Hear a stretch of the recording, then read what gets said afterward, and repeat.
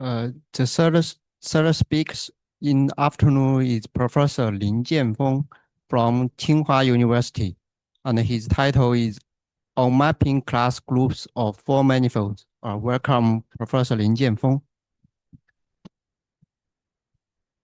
Yes, thank you. Thank you very much for the invitation. It's my great honor to speak in this China Annual Review of Mathematics. And today I'm going to talk about some new progress in understanding the symmetry of four-dimensional manifolds, namely the mapping class group of four manifolds. Okay, so let's start by defining some terminology. Okay, so in our talk, M will be a smooth manifold, compact oriented. Sometimes we do allow M to have boundary. Okay, then the mapping class group of M is defined to be the group of path components of the diffeomorphism group. In other words, we take all the orientation preserving diffeomorphisms on M and we mod out by isotopies. So if two diffeomorphisms are isotopic to each other, we treat them as the same object in the mapping class group. And this is naturally a group because you can compose two diffeomorphisms and get a third diffeomorphism. You can take the inverse of a diffeomorphism. Okay, so this is naturally this is an important object to study the symmetry of the manifold. Okay. And I think this object is well studied when M is a Riemann surface. The mapping class group of a surface is a very rich object, and it has been studied for over 100 years. And today, it's better to give the statement of some results in our project at the beginning of the talk. So the first result, which is a joint work with Yixie and Boyu Zhang this year. So it states the following: let M be the product between the two spheres and closed oriented surface sigma with positive genus. So say sigma is the torus, or a closed surface of genus 2. Then the mapping class group of M is not finitely generated. Actually, we construct a surjective homomorphism from this mapping class group to the infinite copies of the direct sum of infinite copies of Z. So it is not finitely generated. This is the first result. And as one application of this result, we're able to resolve an open question about symplectic geometry on four manifolds, which is the uniqueness problem about symplectic structures on four manifolds. So what we prove is the following.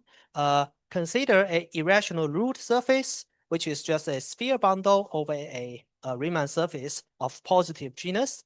Then there exist infinitely many symplectic structures on this four manifold, which are cohomologous to each other, namely they all belong to the same cohomology class, but they are not isotopic to each other. Namely, you cannot deform one symplectic structure to the other continuously. Okay, so this is an open question about uniqueness of symplectic structures up to isotopy in dimension 4. And as an application of this result, we are able to obtain this result. Okay. Yeah, and also maybe let me mention some backgrounds. We know the mapping class group of lower dimensional manifold is always finitely generated. For example, if you think the mapping class group of a closed surface, it's generated by 3 or 4 Dan twists. So it has 3 or 4 generators. And similar result holds for 5-dimensional manifold. If you assume the manifold is simply connected. This is a landmark result by Dennis Sullivan using heavy machinery from rational homotopy theory. But in dimension 4, things are more complicated. I should say that this is not the first known result about infinite generated mapping class group in dimension 4.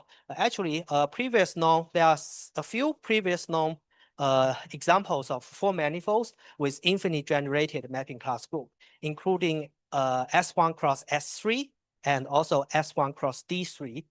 This was a very recent result, like 2 or 3 years ago. Bartnik Gabai, they used configuration space to detect such results. And also another remarkable result is by Baraglia and Kono. They prove the connected sum between this elliptic surface and S2 cross S2 is also has an infinite generated mapping class group. Note that this manifold is simply connected. So that means Sullivan's result is not quite true in dimension 4. Okay.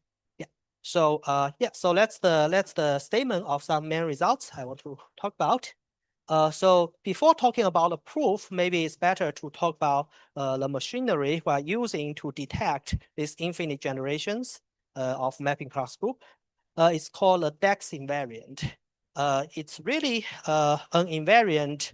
It is defined by DEX more than 50 years ago, but somehow it was buried in the literature without much more study until David Gabai found it's useful in four-dimensional topology a few years ago when he studied the so-called lightbulb theorem, which I will mention soon. Okay, so let's start by discussing the DEX invariant. It's really an invariant of loops of embedded arcs. So let's assume our manifold has a non-empty boundary. Then we consider the space of embedded arcs. So here I just means the 0, 1 interval. Okay, so we consider the space of all embedded arcs with fixed endpoints. So basically, we fix 2 points on the boundary of the manifold, and we consider the space of all embeddings or all embedded paths from this one point to the other. Okay, so we equip this space with C infinity topology. So this is a free-share manifold. Now, in dimension 4, for one-dimensional submanifold in four-manifold, homotopy implies isotopy for dimension reason. So if you just think about the path component of this space, it's nothing interesting, just fundamental group of the four-manifold. So the first interesting object about this embedding space is the fundamental group of this embedding space. Okay, so we want to understand like loop of embedded arcs in a four-manifold. And let represent an element in the fundamental group of this embedding space. And note that if we ignore this embedding condition, there is a natural map from this embedding space to this mapping space. This MAP means the space of continuous maps from I to L. Okay, so we don't require any kind of embedding property. So there is a natural map from this group to this group. And note that this group is actually canonically isomorphic to the second homotopy group of the four-manifold. So it's also something classical. And now to understand this pi1 of embedding space, we are reduced to understanding the kernel of this map, which we denote by pi1d. So it's the so-called DEX group. Okay. Now we want to characterize this pi1d, the kernel of this embedding of this map. How to do that? Okay, so let's pick an element in this pi1d. So it's represented by a loop in the embedding space. So we have a map from S1 to the space of embeddings. Okay, so that's a map here. And note that since it belongs to this kernel, we know this map is now homotopic when we further map down to this space of all continuous maps. Okay, so therefore this composition is now homotopic, and you can extend it to a map from D2 to this mapping space. Okay, this is just simple algebraic topology. And then by a classical theory called Hirsch-Smale theory, you can actually lift this map to the space of immersions. Okay, so this IMM means space of immersed arc. So namely, we require the arc to have non-degenerate differential, but we do allow the arc to self-intersect. Okay, so the space of immersions. So we have a lifting here. And note that for dimensional reason, we can actually assume almost all points in the image of D2 are embeddings, except finitely many points.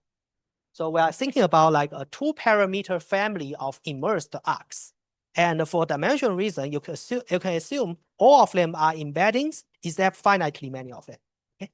And for each of these finitely many points, you get an immersion with a single double point. Okay, so basically that's something. You get an immersion like this. You have some double point here. And whenever you have a double point, you can get a loop. You can get an element in the fundamental group, right? So you can travel along this arc and jump at a double point. That gives you a loop in your manifold. So that's an element representing an element in the fundamental group. So then what can we do? We can just add up these elements formally to get an element in this free abelian group generated by the fundamental group. Okay, here one means the identity element. We are ignoring. So basically that means we are just ignoring those contractible loops. We just take those non-contractible loops. Okay, we just do this formal sum, and we get some invariant. But you know, this invariant depends on the choice of this such lift and such extension. To get an invariant for gamma, not for gamma tilde, we need to quotient out by some ambiguity, which is characterized by some image of the third homotopy group under a certain map called the Dex map. So let's not worry about this map, this ambiguity, because in our talk, this term will be 0. Okay. Anyways, to summary up, so we're just extending this loop of embeddings into two disk family of immersions. Then for each double point, we obtain an element in the fundamental group. Then we just do a formal sum. That gives us the Dex invariant for this loop. And Dex proved that this is actually an isomorphism. Basically, Dex actually, in other words, Dex actually computed the fundamental group of this embedding space of arcs. Okay.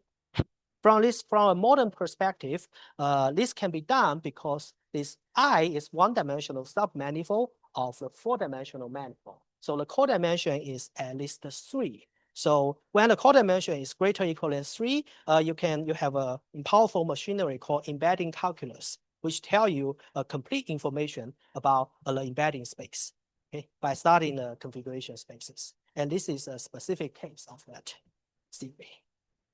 Okay, all right, and then I just mentioned that Dex work was unnoticed for like 50 years, about 50 years, until Gabai found it very useful in four-dimensional topology. So how did Gabai use this invariant?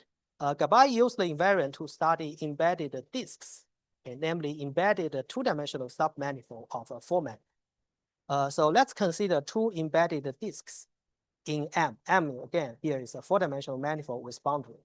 And we assume these two embeddings are homotopic to each other relative to boundary.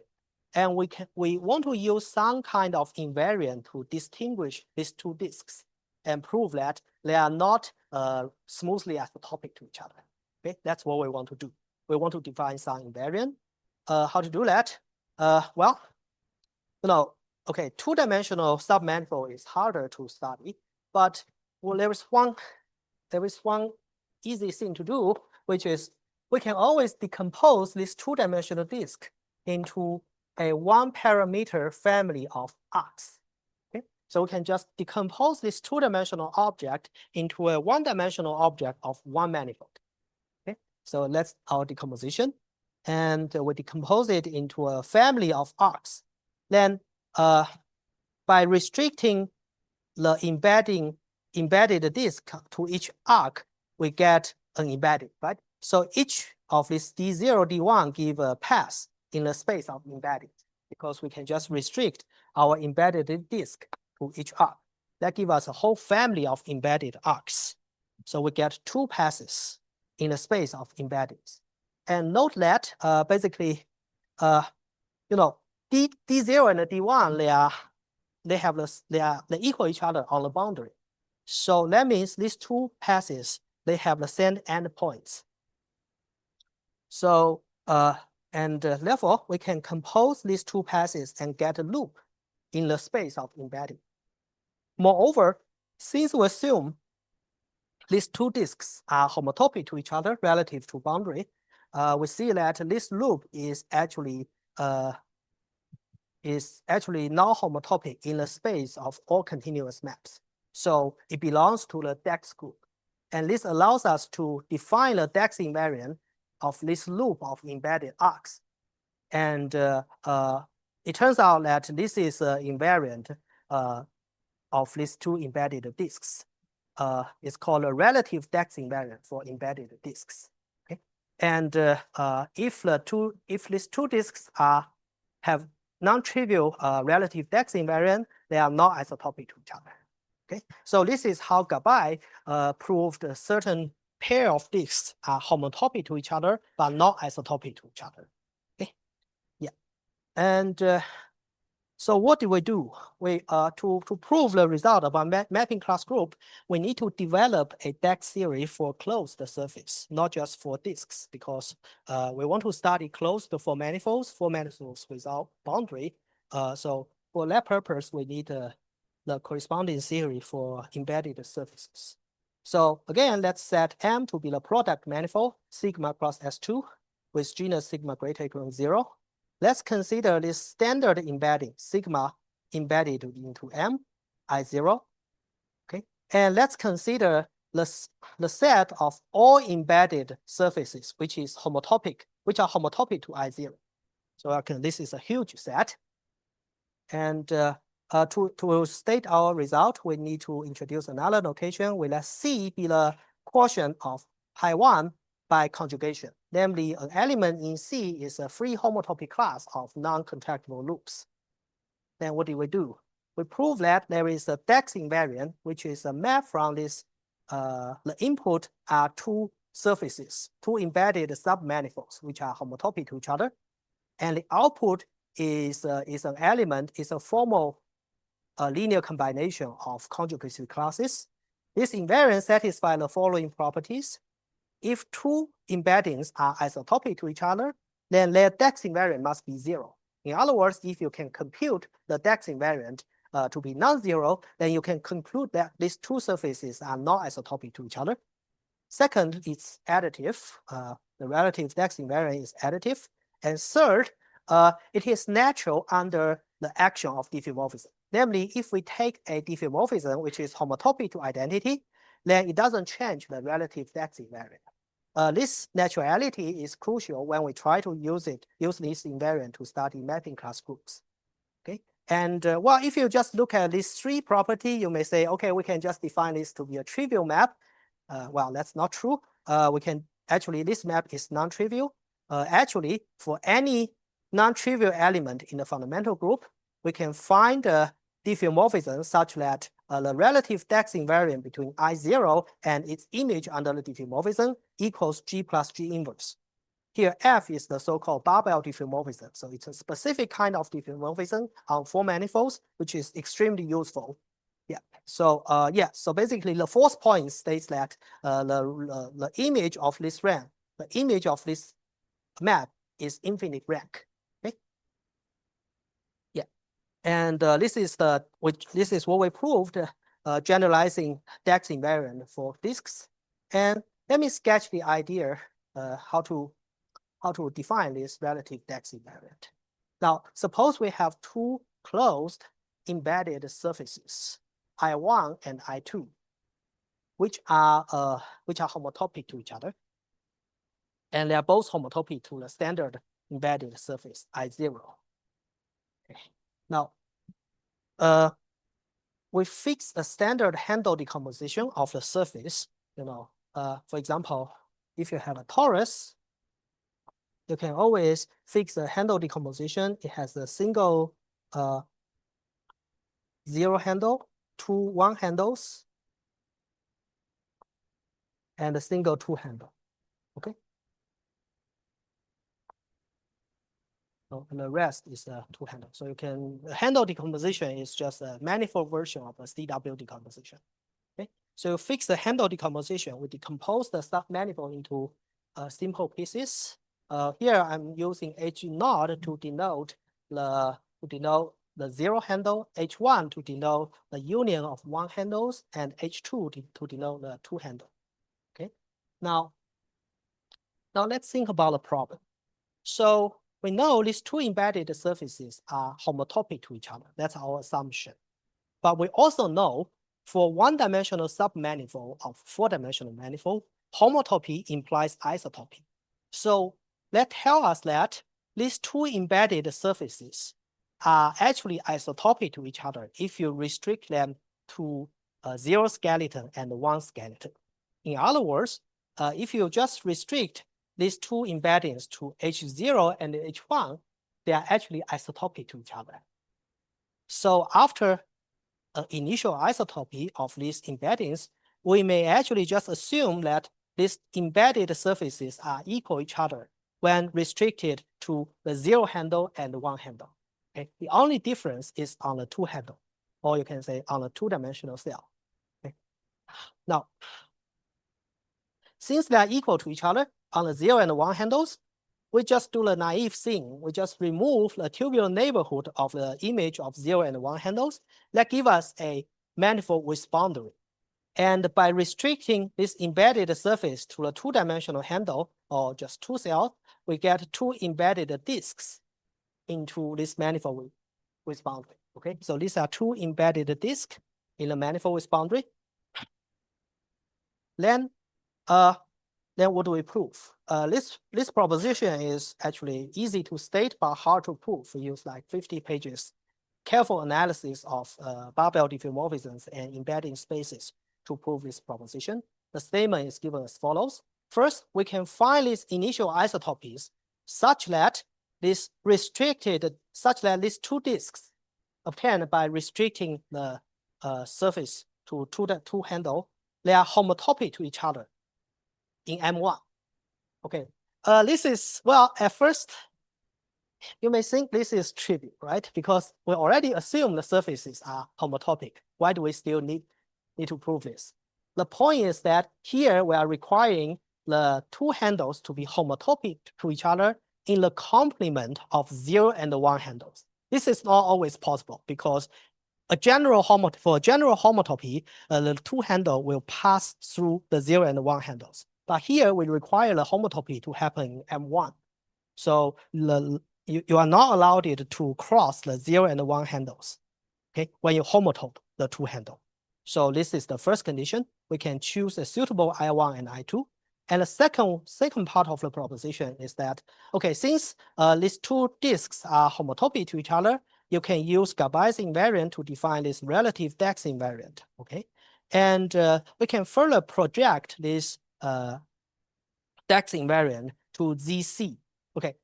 Here, one remark is that in our definition of Dex invariant, we don't need to worry about pi 3 of the manifold because D3 pi 3, the map in this case is actually trivial. So you don't need to more out by the ambiguity here. So it's just this free abelian group. Okay, so the second part of the proposition states that if you further project this Dex invariant for disks to this free homotopy, free abelian group generated by conjugacy classes, the result is independent with the choice of I1, I2. Okay, so therefore, this element in ZC is really a well-defined element for these 2 for closed embedded surfaces. Okay, so that's the Dex invariant for closed surface. And we further prove that it's not just well defined. It satisfies all kinds of group properties we mentioned. In particular, the image of the Dex invariant is infinite rank. Okay. We can use them to distinguish a lot of surfaces. Okay, so here's one example. Okay, so let's consider. It's good to have some examples in a topology talk. So let's do that. We are going to construct 2 embedded surfaces which are homotopic to each other but not isotopic to each other. So first one, the first surface is just this standard embedded surface. Okay, we take sigma across a single point embedded into sigma across S2. So that's a very standard surface. Okay, we set its image to be sigma 0. And in this picture, we are represented by this plane. Okay. Now let's take a 3-dimensional disk embedded into M, which is destroying from the sigma 0. So in this picture, it's just this. Sorry, I'm drawing a 3-dimensional picture, but really you should think it as a 4-dimensional. Okay. So in that way, we take a small 3-dimensional disk in the complement of a surface. We denote it by D. Okay. Then we take a small arc I from this surface. Maybe it's better to draw a picture. Okay. So sigma 0 is like this. Okay. Then we take a small disk D. Then next we take an arc. The starting point of the arc is sigma 0, and this arc goes through the disk transversely at a single point, and then ends at the boundary of D.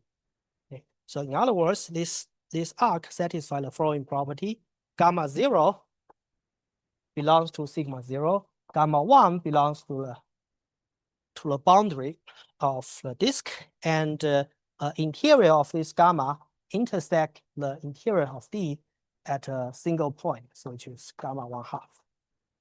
Okay, and the last requirement. Now, if we can consider this completed loops. This is a loop, right? This loop must be non-contractible.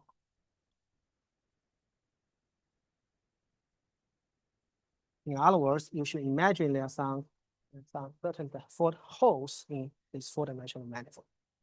Okay? So we draw such an arc. So it's non-contractible, so it represents a non-identity element in the fundamental group. Now, what can we do? Okay, we have this arc. Then we can draw a tube along this arc. Okay, we can just draw a tube along this arc. This is the tube. I'm drawing the tube. And we can do a connected sum between the sigma 0 and the boundary of this D. So D is a three-dimensional disk. So its boundary is S2. So abstractly, you are doing connected sum between a surface and S2. You just get it. But as embedded submanifold, this is a different surface than sigma 0. Okay, so you can imagine like sigma 0 is just this plane, but sigma 1 is this funny surface.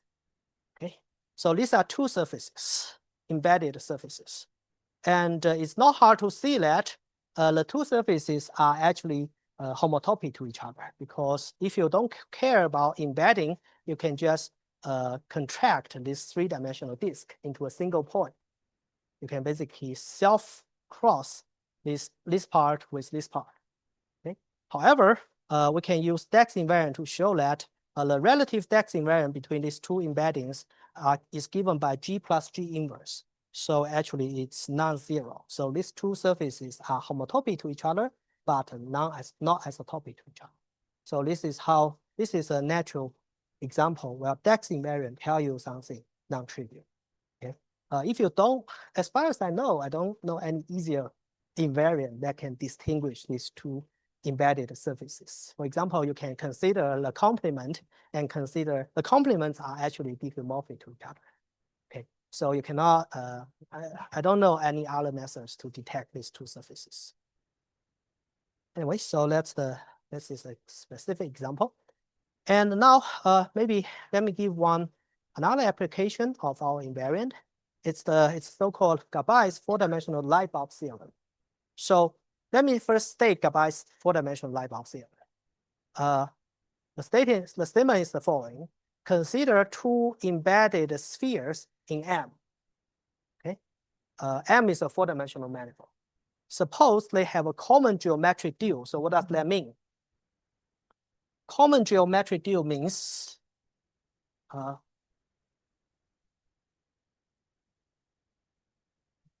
common geometric dual means an embedded S2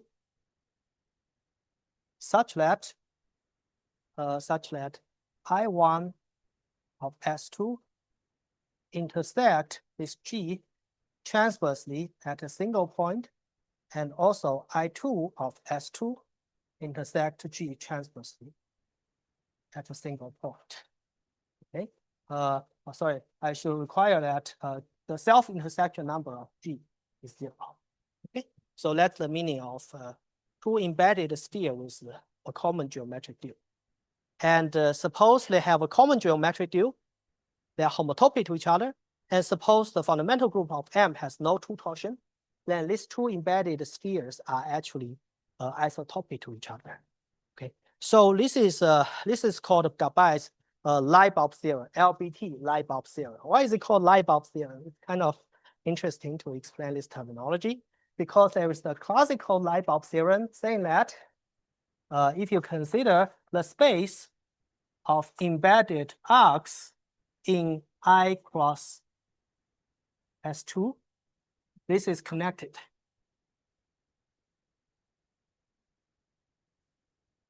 This space is connected. What does it have to do with light bulb? Okay, let's think about the following picture. You have a light bulb, something like this. Okay. So, and now suppose your this cord is somehow knotted. Okay. You want to unknot this cord without moving the light bulb. Can you do that? You can always do that because you can move part of the cord below the light bulb and unknot this part. Okay. The point is that you are not allowed to move this light bulb. Okay.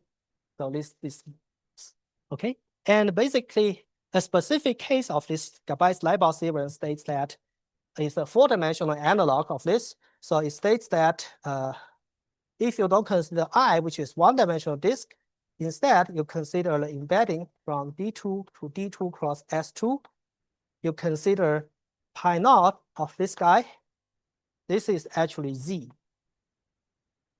It's just given by the relative homology class. Okay, so you can clearly see the analog here. Okay, this is you go from D1 to D2. Okay, why is this result so remarkable? Because it's one of the few positive results in four-dimensional topology. What do I mean? In smooth four-dimensional topology. What do I mean by positive result? Okay, so there are two kinds of results. Negative results develop invariants and use them to distinguish object. Say the DEX invariant is an invariant. If the DEX invariant are different, then you can conclude that the two submanifolds are not isotopic. This is a negative result, right? So most of the results in smooth four-dimensional topology, like Donaldson theory, Cyber-Witten theory, they all develop invariants. And they show, you can use them to show that two smooth structures are not the same. Two submanifolds are not isotopic, things like that. But you can never use them to show that two manifolds are diffeomorphic if you check the invariant on the set. Basically, the only way we can prove two manifolds are diffeomorphic is by just constructing the diffeomorphism directly. There's no other way. Okay? But this result, you can see, it's a positive result. You just verify a few conditions. If they are satisfied, then you automatically show that the two surfaces are isotopic to each other without explicitly constructing the isotopy. Okay, so this is why this result is so remarkable.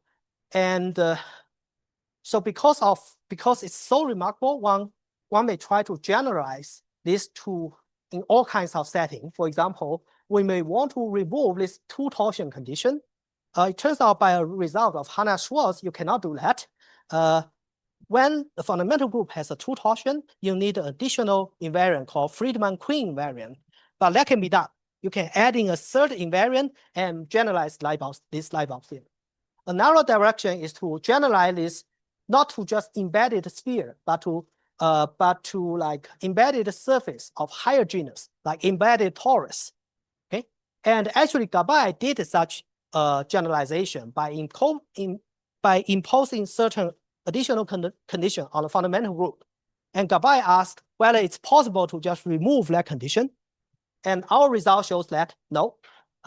So what do we show? We show that there exists infinitely many embedded surfaces, which are all homotopic to each other in this specific product manifold, which are all homotopic to each other, have common geometric due, but they are not isotopic to each other because they have non-zero, because they have non-vanishing DEX invariant. Okay, so basically this answers the question of Gabai, and actually we further generalize this corollary and prove a generalized version of the lightbulb theorem. It states that given two embedded surfaces of higher genus in this product manifold, suppose they are homotopic and have common geometric due, then they are isotopic if and only if their Dex invariant is 0. In other words, in this case, Dex invariant is a complete invariant. You just need to compute the relative Dex invariant. If they are 0, then the surfaces are isotopic to each other. Okay, so we are working in progress to generalize this result to arbitrary four manifold, not just four manifold cross S2. Okay, yeah.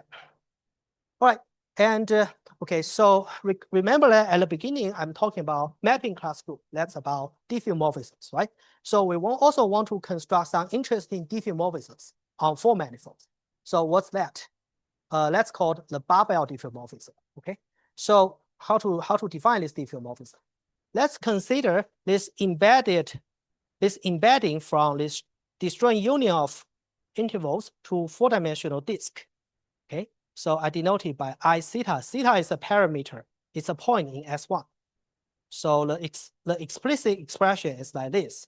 Basically, I can draw, maybe it's better to draw another picture to illustrate the idea. First, again, it's harder to draw four-dimensional picture. So let me draw a three-dimensional picture instead. Instead of drawing D4, let's draw D3. Okay. So let's consider this is a single point at the origin. And let's consider an arc which do not pass through this point. Okay. So this is embedding from this to this, right? So this is an embedding from an interval and a point to D3. Now, what can we do? The first thing we can do is we can rotate this arc. Like we can do this rotation. That will give us a family of embedded arcs, all disjoint from this point. Theta is a point S1. Okay. And now this is three-dimensional picture. What about four-dimensional picture? Now let's consider D3 cross I. We keep this, but we multiply this by I. In other words, we imagine that there is a fourth dimension which is perpendicular to this blackboard. Then we can consider another embedded arc, which is the time dimension. Okay. So by doing this, we get a loop of embedded arcs in the four-dimensional disk. So now there is a so-called isotopy extension theorem saying that if you have a loop of embedded submanifolds, then you can apply the isotopy theorem, extension theorem, to get a diffeomorphism on the complement of the manifold. Okay, just imagine, like, let's say you have this is a annulus, you have a submanifold like this. If you move around this submanifold, which is a point, if you move around this submanifold by a loop here, you get an element you get a self-diffeomorphism of the complement. Okay, so therefore, by applying this isotopy extension theorem, you get a diffeomorphism on the complement of these two arcs in D4, which is the so-called barbell diffeomorphism. So barbell here means the complement of these two embedded arcs in this four-dimensional disk, and it's homeomorphic to this connected sum. Okay, so this is the so-called barbell diffeomorphism. Now, it's a diffeomorphism on a specific manifold, but how to generalize this construction? We can take any two embedded spheres in a four-dimensional manifold, then we assume they have a trivial normal bundle. And we take an arc connecting one sphere to the other sphere. Then if we do this, and we can take the union of these three objects, take a tubular neighborhood of this union, it's not hard to prove that it's actually diffeomorphic to this standard barbell. Okay. Therefore, we can just define the barbell diffeomorphism on this general four manifold by taking this standard barbell diffeomorphism and extending it by the identity map on the complement. Okay, that gives us an interesting diffeomorphism from M to itself. It's not hard to prove that under some weak condition, this diffeomorphism is homotopic to identity. But in a lot of cases, this diffeomorphism is not isotopic to identity. It represents a non-trivial element in the mapping class group. Okay, all right. Then let's return to our original result. So we want to prove that the mapping class group of M is infinitely generated. To start with, let's consider a slightly smaller group. consisting of all diffeomorphisms which are homotopic to identity. Okay, then we can define a homomorphism from this MCG0 to ZC. Remember, C denotes the set of free homotopy classes of loops. Okay, so we can define a map by sending F to the relative Dex invariant between the standard surface and its image under the diffeomorphism. Namely, we are using this submanifold to detect diffeomorphisms by thinking about the image of the submanifold under the diffeomorphism. Okay, so for example, if you can show this Dex invariant is non-trivial, then you show that I0 is not isotopic to F compose I0. In particular, that implies F is not isotopic to identity. Okay, and also because of the naturality property of the Dex invariant, you can show that this is actually a group homomorphism. Okay, and now using barbell diffeomorphisms, I mentioned on last page, we can construct a lot of barbell diffeomorphisms on this product manifold. We can show that the image of this map is infinite rank. Okay, so this is a non-trivial map. Its image is infinite rank. Then we can modify using some algebraic trick. We can modify this homomorphism to a map from the whole mapping class group to Z infinity, and show that it is surjective. And in particular, that implies the mapping class group of this M is infinitely generated. Okay, yeah. And now maybe I still have like 5 minutes, so let me go to the second application of work, which is non-isotopic symplectic structures. So maybe let's first review some terminology. A form is a two form on four manifold is called symplectic if it is closed and non-degenerate. Non-degenerate means if you take the wedge of this two form with itself, it is nowhere vanishing. Okay, it's everywhere non-zero. Now, given a cohomology class, you can consider the following space.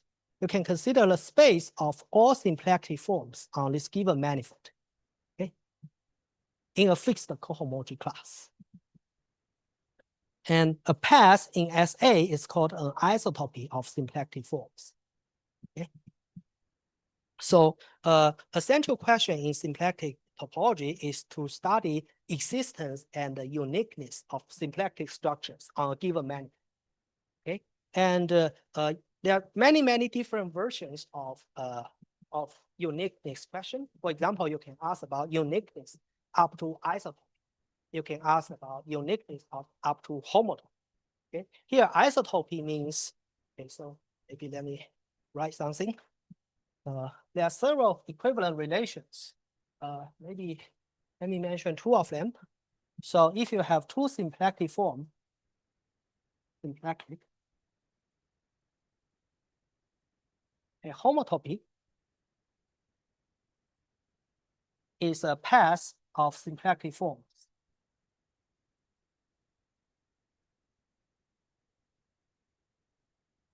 Okay, and isotopy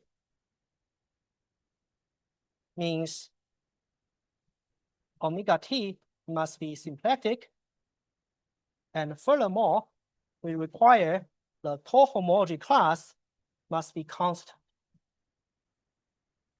Okay, so from here we see that isotopy is actually a stronger notion than homotopy. Okay, these are two different notions. So here's a question.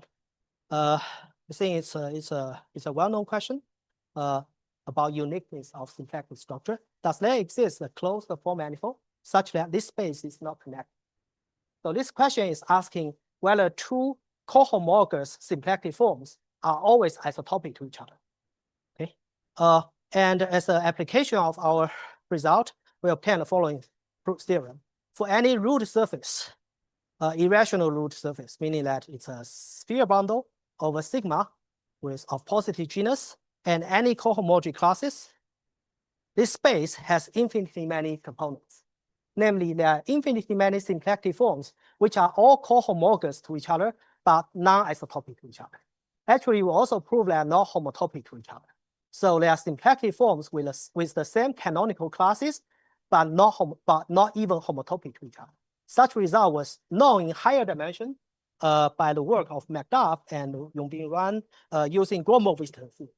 But in 4-dimensional, this Gromov-Witten theory doesn't quite work because by the remarkable work of Taubes, we know that for 4-manifold, Gromov-Witten theory equals Seiberg-Witten theory. So it only depends on smooth structure. So you cannot, in dimension 4, you cannot use Gromov-Witten theory to distinguish two symplectic structures on the same 4-manifold because it only depends on smooth structure, doesn't depend on symplectic structure. But here, we are using a different strategy. So basically, how do we prove this result? We take the standard symplectic structure, and we take a barbell diffeomorphism, the diffeomorphism I mentioned. Then we just pull back this symplectic structure using this barbell diffeomorphism. We get another symplectic form. Now we need to prove that this symplectic form is not isotopic to the original one. How to do that? We need to use some J-holomorphic curves here. This is a ruled surface, so the fiber classes can all represented by these J-holomorphic curves. So using some J-holomorphic curve theory, we can show that any symplectomorphism on this ruled surface must be smoothly isotopic to a fiber-preserving diffeomorphism. However, the barbell diffeomorphism, we can show that it's not smoothly isotopic to a fiber-preserving diffeomorphism. Therefore, this give us a contradiction and showing that these symplectic forms are not isotopic to each other. Okay, yeah. So that's one application of our result. And I think my time is over. And thank you very much.